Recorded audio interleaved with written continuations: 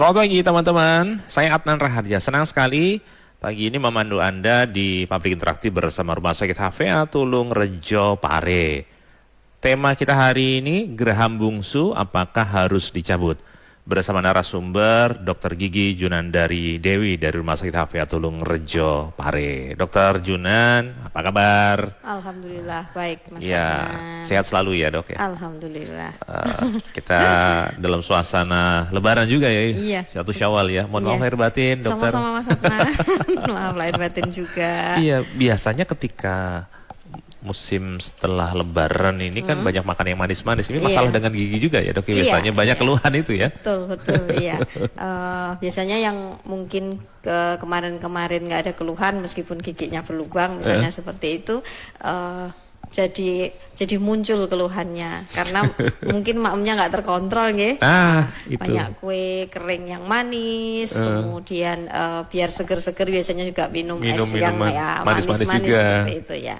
Biasanya akhirnya jadi kerasa gigi berlubangnya. Ya. Nah, itu yang nanti bisa mumpung belum terlanjur. Ya. Sebaiknya memang diperiksakan dulu ya dok ya. Iya. Ya. Kalau mungkin kemarin kita sebelum Ramadan sempat kita infokan juga ya, memang biar enak pada waktu kita lebaran bisa makan enak, nyaman ya. Perawatan sebelum pada waktu puasa pun boleh seperti itu. Jadi kita jaga kita preventifnya dulu. Jadi pada waktu lebaran sudah aman seperti itu. Baik.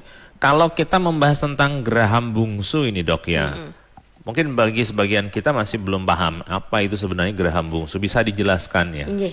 Geraham bungsu itu adalah gigi geraham atau gigi molar terakhir ya. Jadi molar ketiga. Jadi gigi geraham itu sebenarnya kalau hitungannya geraham itu ada geraham 5 ya. Geraham kecil ada 2 atau yang disebut dengan premolar. Kemudian ada geraham besar ya. Ada 3 atau biasanya disebut dengan gigi molar. Nah, gigi geraham bungsu ini kenapa dia disebut bungsu? Karena dia memang munculnya terakhir, Mas Adnan ya.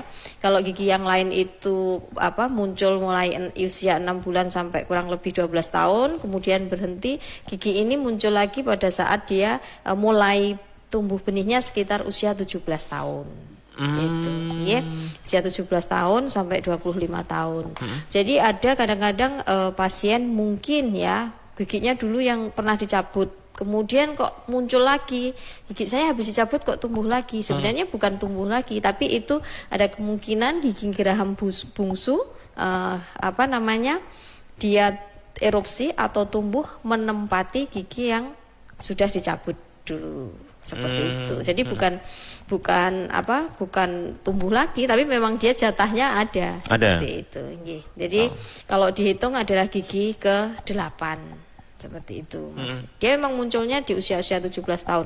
Makanya kadang-kadang pada usia 25 tahun saya kok nyeri lagi, gigi saya sakit lagi, kok ada lagi kelihatan putih-putih, kok ada tumbuh lagi, ya memang karena dia munculnya pada usia-usia tersebut. Seperti itu, Mas. Iya.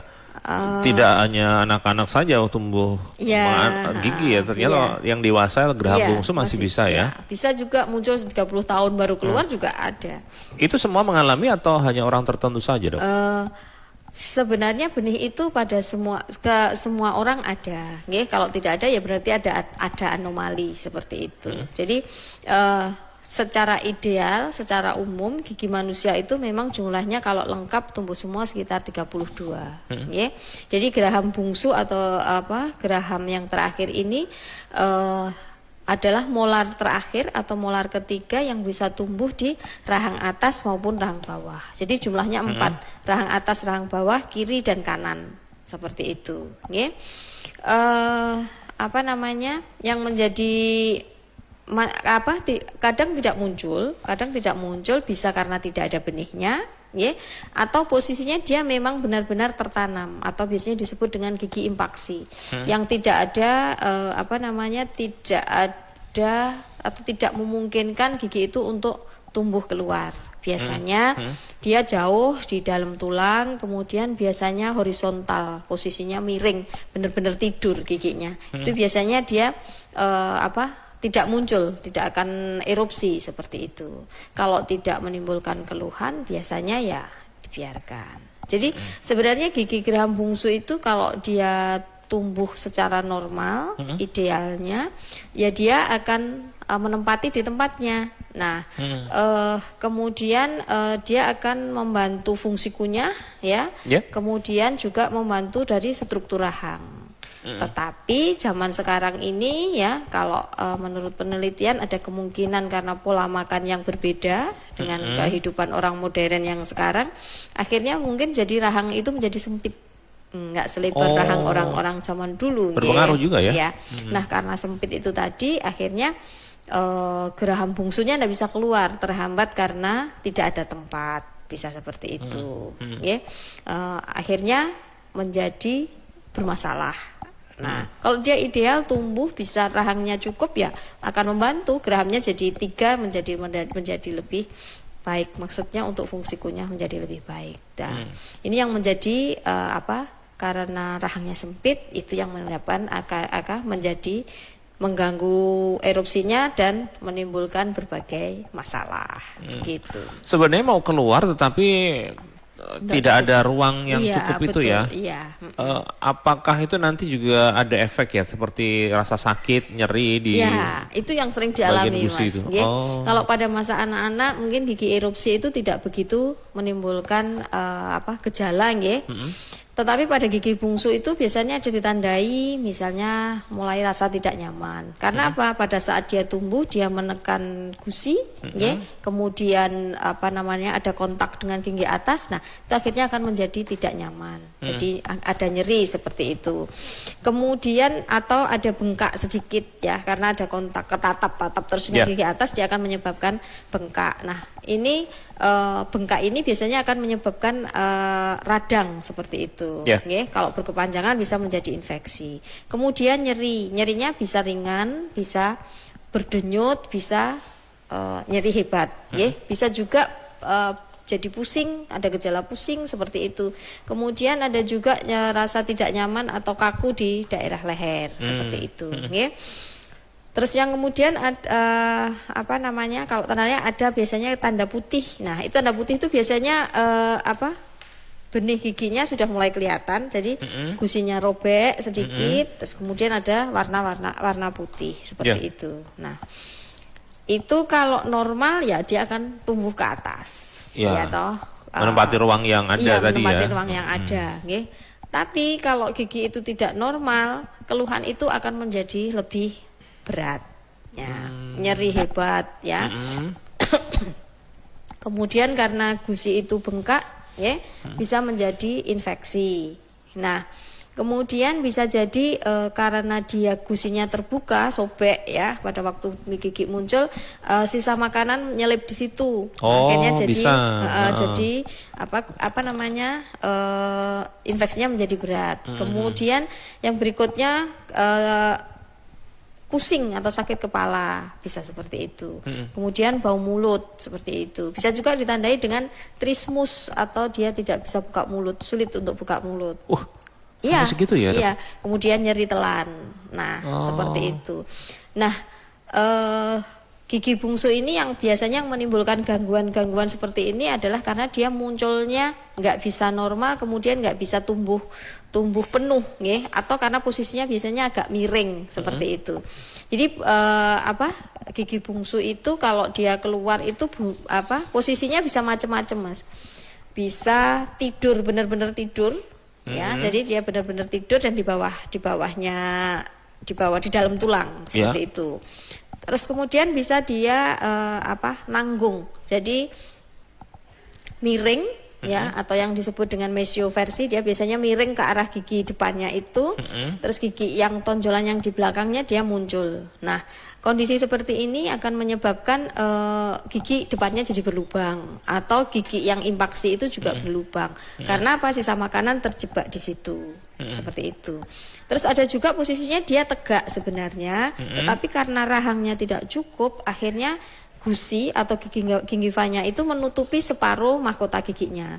Nah, ini yang biasanya seringkali menyebabkan kegigit dengan rahang atas akhirnya menjadi bengkak. Kemudian diperparah karena dia menutupi mahkotanya, kan ada celah tuh, ada rongga di antara gigi dengan gusi. Nah, sisa makanan akan nyelip di situ. Kalau sisa makanan menyelip di situ akan menyebabkan infeksi seperti itu. Kemudian menjadi gigi berlubang. Nah, infeksi di dalam celah gigi ini atau yang disebut dengan perikoronitis ini biasanya menyebabkan bengkak, kemudian nyeri teran, kemudian trismus, sulit buka mulut seperti itu. Ya. Dalam kondisi itu apakah perlu dicabut? Nah, makanya apakah gigi bungsu itu perlu atau tidak, harus atau tidak kan ya? Atau mungkin ada rekayasa semacam kalau rahangnya yang tidak cukup nggak bisa. Kemudian kalau dia posisinya sudah miring nggak bisa dia ditarik untuk jadi tegak seperti itu, ya. Kalau dia benihnya sudah miring 45 derajat misalnya seperti itu, diberdirikan juga nggak bisa. Tapi kalau gigi miring yang depan kita pakai alat bracket kan bisa. Nah, seperti itu. Jadi ya satu-satunya jalan kalau sudah menimbulkan gangguan ya berarti harus diambil dengan operasi kecil istilahnya. Nah, kapan harus dioperasi atau dicabut? Kemudian nanti kira-kira dampaknya seperti apa? Teman-teman bisa gali lebih lanjut dengan langsung interaksi dengan Dr. Junandari Dewi, dokter gigi dari Rumah Sakit HVA Tulung Rejo Pare. Anda bisa manfaatkan juga untuk bertanya 0811 345 4000, 0811 345 4000, atau tuliskan di kolom komentar tayangan live Andika TV di Facebook Aki 243. Dokter Juna bisa ditanggapi pertanyaan yang masuk? Iya. Mbak siapa tadi ya? Mbak Sari. Ya, Mbak Sari giginya miring, kemudian keluhannya adalah sisa makanan masuk. Seperti yang saya sebutkan tadi ya, gigi geraham bungsu itu kalau tumbuh bisa miring, bisa tidur, kemudian bisa muncul sempurna. Pada saat kondisi tumbuh, memang kadang-kadang gusi itu masih separuh menutupi. Nah, jadi kalau dia tumbuh sempurna kita biarkan, ya. Tetapi kalau ada gusi yang menutupi ada dua kemungkinan, ya. Bisa kita lakukan pencabutan atau istilahnya operasi kecil odontektomi. Bisa juga hanya kita potong gusinya, gitu Mas. Jadi kita buka, Nah, itu ditentukan oleh posisi giginya. Nah, untuk mengetahui dia kira-kira bisa muncul sempurna atau tidak, ya harus kita lakukan dengan foto dulu. Biasanya namanya foto panoramik. Jadi nanti bisa kita perhitungkan, oh kira-kira batas antara rahang dengan sisa tempat antara gigi dengan sudut rahang itu kira-kira ini gigi itu bisa keluar atau tidak. Kalau tidak bisa keluar terus kemudian hanya setengah-setengah gitu, misalnya dengan dibuka gusinya aja dia bisa dibantu dengan dibuka dia bisa keluar, ya hanya kita potong gusinya saja. Tetapi kalau misalnya itu tidak bisa memungkinkan karena jaraknya terlalu sempit, ya mau tidak mau gigi itu harus kita ambil. Nah, cara membantu untuk mengurangi keluhan tidak nyaman atau mungkin kadang-kadang sering bengkak, ya kita kurangi fungsi mengunyahnya di bagian itu. Kemudian kalau sudah mulai merasa tidak nyaman, bisa dibantu dengan kumur air garam hangat, misalnya seperti itu, ya. Terus untuk pertanyaan yang kedua, sudah pernah dilakukan operasi pengambilan gigi miring atau impaksi, tapi keluhan masih nyeri. Nah, memang salah satu komplikasi atau efek samping pengambilan gigi bungsu atau gigi geraham bungsu itu memang bisa terjadi mungkin rasa nyeri itu yang agak lama. Apalagi apabila posisi giginya itu impaksinya atau tertanamnya dalam, ya Mas, jadi dalam di dalam tulang. Kemudian manipulasi pada saat kita pengambilan mungkin agak banyak, jadi tulang yang kita kurangi mungkin agak banyak, jadi efek sampingnya adalah biasanya ada nyeri yang berkepanjangan. Bisa juga karena mengenai sarafnya, ya. Selain nyeri yang agak lama, biasanya ada juga efek samping itu yang sering dialami adalah dengan adanya rasa baal. parestesi, teranestesi seperti nggak terasa di daerah gigi yang diambil. Nah, itu rasa ya. Itu biasanya karena akar giginya terlalu dekat dengan saraf di situ. Jadi kesenggol kah atau terjadi trauma di sarafnya pada saat pengambilan yang menyebabkan gigi itu baal. Untuk nyeri yang berkepanjangan, Bapak mungkin bisa kontrol. Nanti mungkin bisa dilakukan foto, ya, dilakukan foto ulang. Di situ ada apa? Apakah lukanya belum sembuh sempurna, ataukah ada terjadi infeksi misalnya di tulangnya, jadi perlu dikerok seperti itu, ya. Mungkin itu ya yang bisa saya sampaikan. Tadi sempat disebutkan sebenarnya ada saran bahwa kondisi tertentu ketika geraham bungsu ini menimbulkan masalah, sebaiknya dicabut saja. Gitu ya. Kalau tidak, apa sebenarnya bahayanya, Dok? Kalau dia tumbuh normal, sempurna, tegak, tidak menutupi atau mengganggu gigi yang lain, ya seperti gigi yang lainnya, Mas, malah bagus untuk membantu pertumbuhan struktur rahang. Jadi kalau nggak dicabut, apakah ada risiko besar? Nggak ada. Selama tidak ada tanda-tanda membahayakan dalam arti, oh ini nanti mengganggu gusinya seperti itu. Jadi dia kalau orang yang rahangnya lebar, rahangnya lebar, giginya muncul semua dengan posisi yang tepat. Tidak ada jadi posisi yang tepat itu mahkota gigi itu harusnya kan pada leher gusinya itu dia bisa keluar kelihatan gitu loh, Mas. Tapi kalau misalnya yang depannya leher gusinya kelihatan, terus yang belakang itu gusinya setinggi mahkotanya yang gigi 8, ya ada kemungkinan itu menyebabkan rasa tidak nyaman. Nah, kalau sudah, jadi pada prinsipnya pengambilan gigi geraham bungsu itu kalau ada keluhan, selama tidak ada keluhan, nyaman-nyaman saja, meskipun dia ada di dalam tulang, misalnya ketahuannya karena nggak sengaja di foto ronsen gitu ya. Oh, dulu di sini ternyata ada gigi yang infeksi atau yang tertanam di situ, tapi selama tidak melakukan menimbulkan keluhan, ya sudah kita biarkan aja. Baik. Gitu. Teman-teman silakan bergabung bertanya kepada Dr. Gigi Junandari Dewi dari Rumah Sakit Afia Tulung Rejo Pare. Anda bisa manfaatkan 0811 345 4000, 0811 345 4000. Dr. Juna tadi sempat disebutkan kalau memang ada keluhan. Nah, keluhan itu apa yang bisa dilakukan mungkin secara mandiri oleh si kita sendiri ya. Kalau menghadapi itu apa yang bisa ditempuh? Jadi pada saat proses tumbuhnya gigi geraham bungsu ini ya, proses jadi kan muncul pertama kali masih intip-intip gitu istilahnya.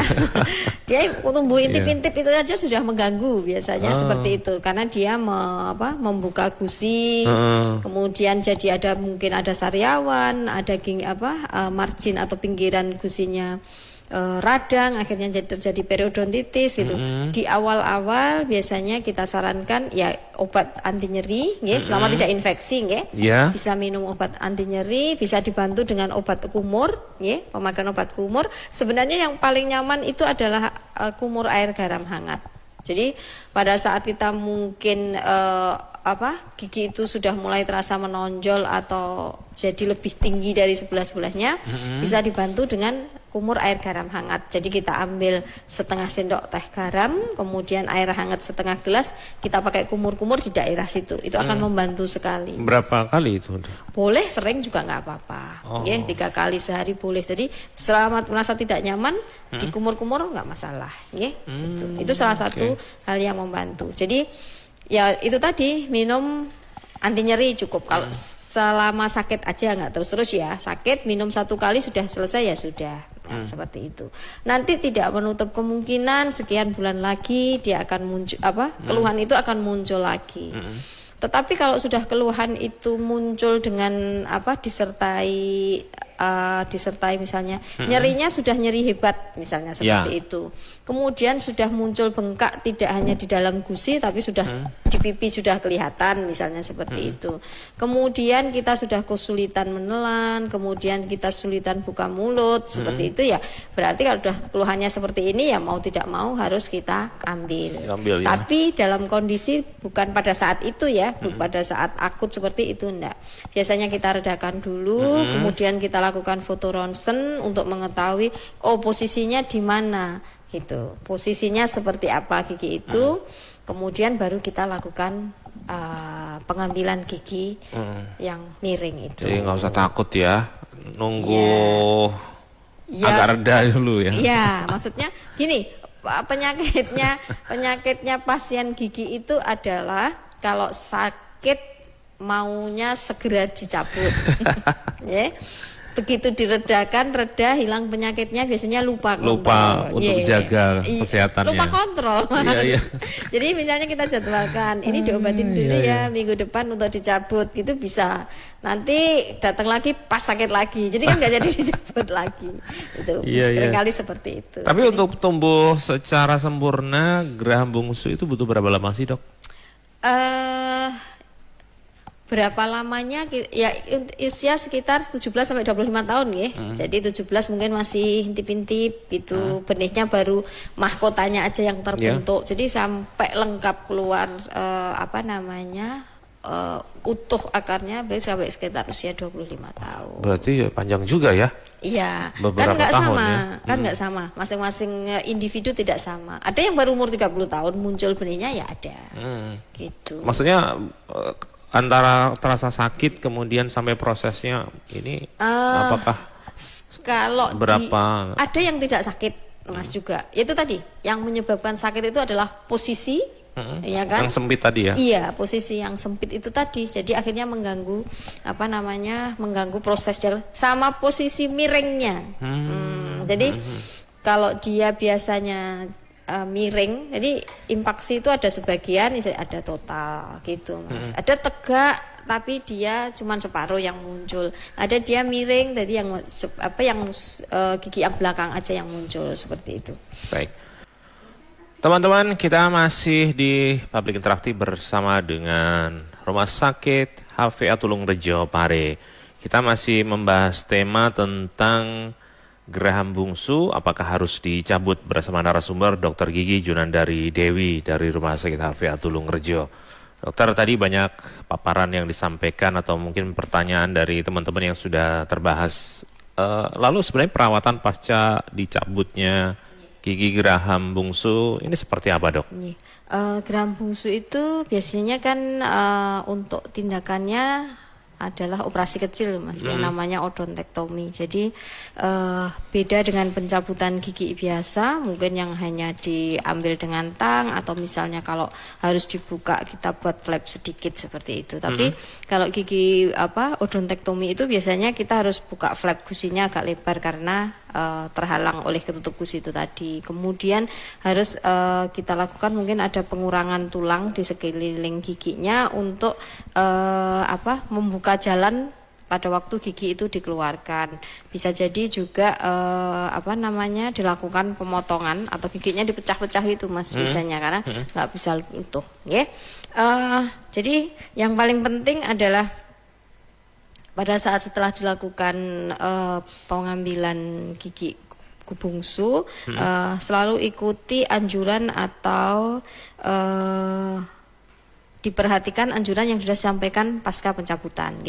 Biasanya instruksinya adalah gigit tampon kurang lebih 20 menit ya. Karena lukanya biasanya dijahit sih. Kalau cabut biasa kan nggak dijahit, pasti dijahit ya. Kemudian gigit tampon selama kurang lebih 20 menit. Selama gigit tampon tidak boleh makan atau minum ataupun kumur dulu. Kalau ingin misalnya kok nggak nyaman ya ludahnya banyak terasa ada darahnya ya gigit tamponnya tetap digigit kemudian diludahkan pelan-pelan seperti itu. Berapa lama itu biasanya? 20 menit, 20 sampai 30 menit ya gigit Okay. tamponnya.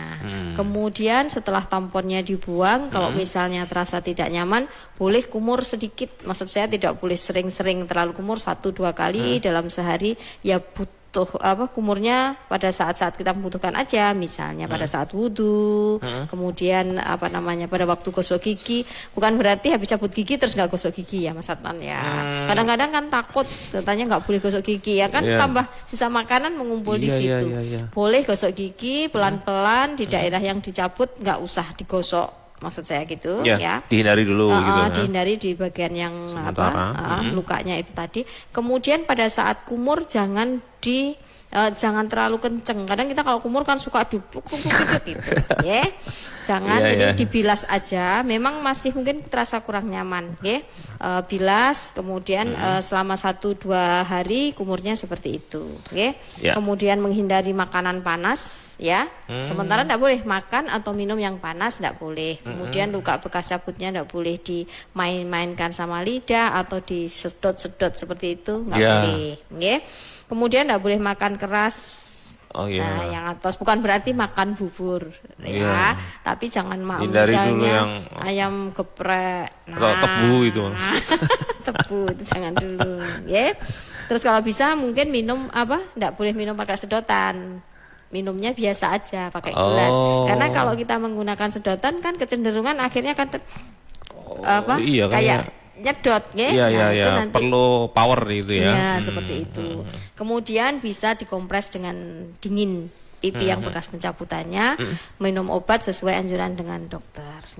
Memang komplikasi atau efek samping dari tindakan bedah mulut atau odontektomi itu efeknya memang bisa jadi ada bengkak, 1-2 hari mungkin ada bengkak, bisa juga sampai 5 hari ada kalau biasanya manipulasinya terlalu besar.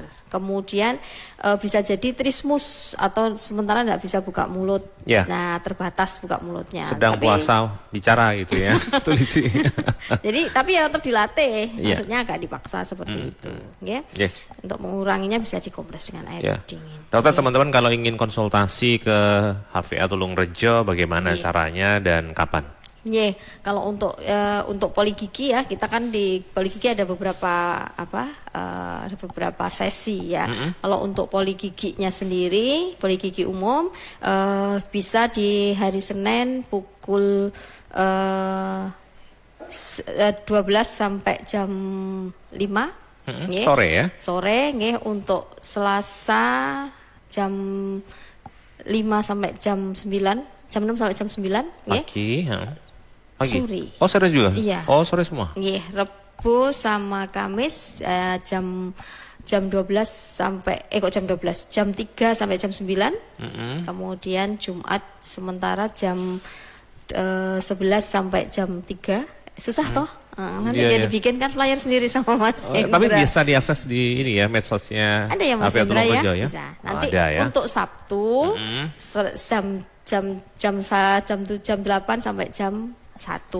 Kecuali kalau saya diajak Mas Adnan di sini. Jadi nggak buka poligiginya sementara gitu. Terus kemudian kita punya ada dokter spesialis ya di poligigi, yaitu dokter spesialis bedah mulut. Beliau ada di hari Senin, Rabu, Kamis dan Jumat. Nanti jamnya bisa dilihat di flyer ya Mas Hendra. Itu kemudian ada lagi dokter spesialis konservasi. Spesialis konservasi itu biasanya perawatan pada gigi yang berlubang untuk mempertahankan gigi itu di hari Selasa, Rabu, Kamis. Kemudian ada dokter spesialis gigi anak ya hari Senin, Selasa sama Jumat. Pagi sampai jam 12, di jam-jam itu, di antara itu. Baik. Saya ada di sela-selanya itu. Makanya jamnya agak zigzag. Iya. Monggo kalau mau konsultasi dengan di poligigi umum bisa di jam-jam itu. Kalau misalnya mau menghendaki, nah misalnya seperti ini, kalau mau ambil gigi bungsu biasanya di poli spesialis bedah mulut untuk kasus-kasus berat gitu Nanti kalau mau perawatan saluran akar untuk kasus-kasus yang rumit, sudah akarnya berapa gigi itu bisa di spesialis konservasi. Baik. Gitu. Nggih. Dokter Juna, terima kasih. Sama-sama. Sampai Mas jumpa Adnan. di lain kesempatan. Nggih, sama-sama. Oh ya, ada promo ya Mas Hen? Oh ya, bagaimana? Ada Iya, ada informasi mungkin gimana? ada untuk gigi ada promo scaling atau Scaling. pembersihan karang gigi seperti biasanya 185.000. Nggih. Penawarannya kapan? Mulai Sampai mulai hari hari ini ini sampai sebenarnya. 30 April. Oh 30 ya. April. Nggih, sampai 30 April. Oke, dimanfaatkan Monggo sebaik-baiknya. ya sebaik-baiknya. Nggih. Kemarin kalau sebelum Lebaran ada ya sebenarnya Mas ya. Ada. Ini mempersiapkan untuk masuk Hari kuliah, ada Hari risiko Kartini, mau Mas. sekolah, hari Oh Kartini ya, kan biasanya begitu mau kan. itu Mas untuk Biar tes-tes. lebih Tes-tes. Nah, ya, mau yang mau masuk apa? taruna atau apa Taruna gitu ya. seperti itu. Terus kemudian biasanya di sekolah-sekolah kedinasan biasanya ada tes Ya. kesehatan seperti Atau itu. tes mau masuk kerja gitu biar lebih Oh percaya iya, diri betul, gitu ya. Betul Mas. Nggih. Siap, Dokter Iya, Juna, terima sama-sama, kasih. Mas Adnan. Ya, teman-teman, itu tadi perbincangan saya bersama dengan Dokter Junandari Dewi, dokter gigi dari Rumah Sakit Hafia Tulung Rejo Pare. Hari ini kita membahas tema tentang geraham bungsu, apakah harus dicabut. Teman-teman yang ingin konsultasi langsung bisa menghubungi Rumah Sakit Hafia Tulung Rejo Pare di Jalan Ayani nomor 25 Tulung Rejo Pare, Kediri.